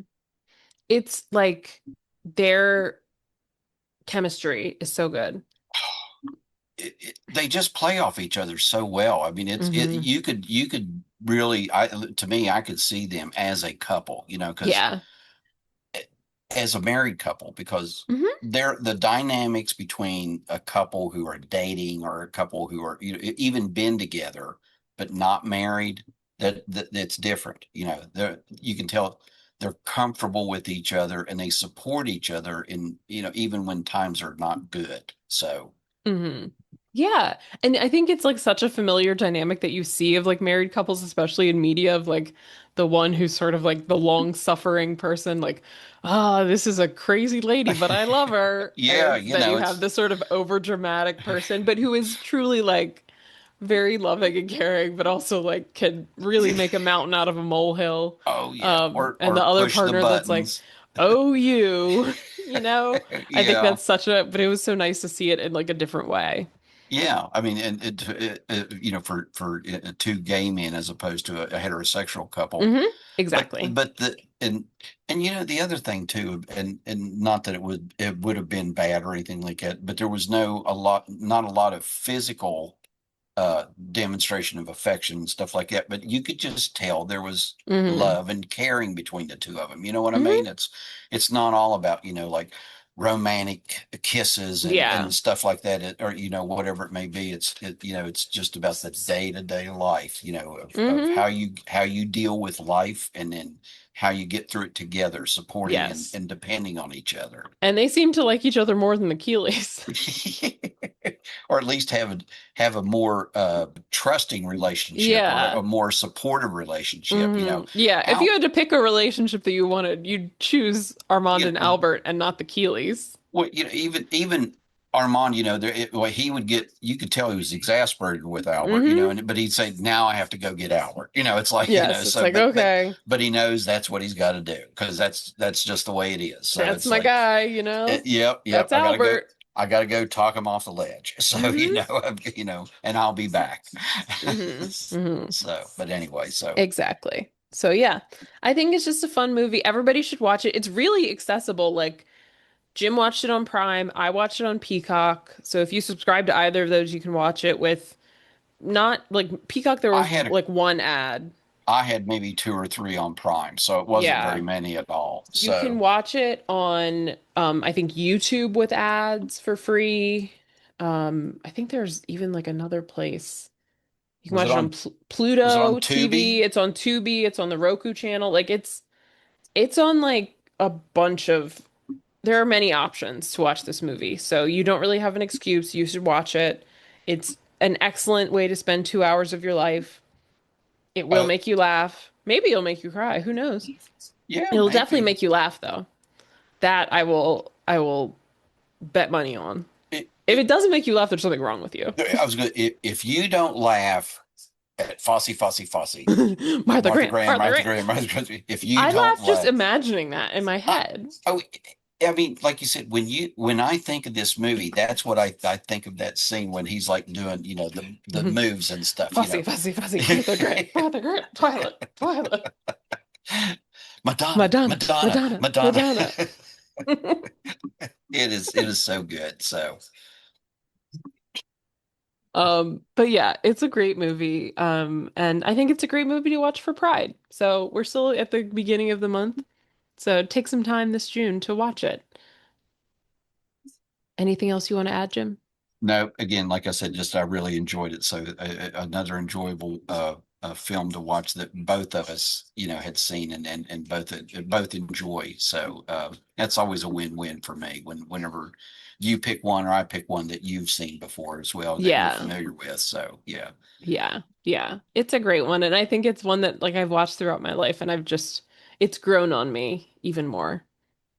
One, because I understand more of the references, but also just because like it's great. It is, yeah. Come It's on. so funny. So, anyways, thank you all for listening. Please be sure to subscribe wherever you're listening to this so you can get all of our episodes delivered to you every Monday when they come out. Please leave a rating, review, or a comment. Hopefully it is a nice one, or we will have Carmen come on stage and do your number instead of you. You can follow us on Instagram at Some of Our Parts Pod. You can see all the movies we've discussed before. There are many, and we've done different movies for Pride over the past couple of years. So if there are other ones that you want to explore throughout this June, please take a look. Whenever we have a new episode coming out, we do a little preview of what's to come, and we share whatever else strikes our fancy. And with that, bye bye. Take care.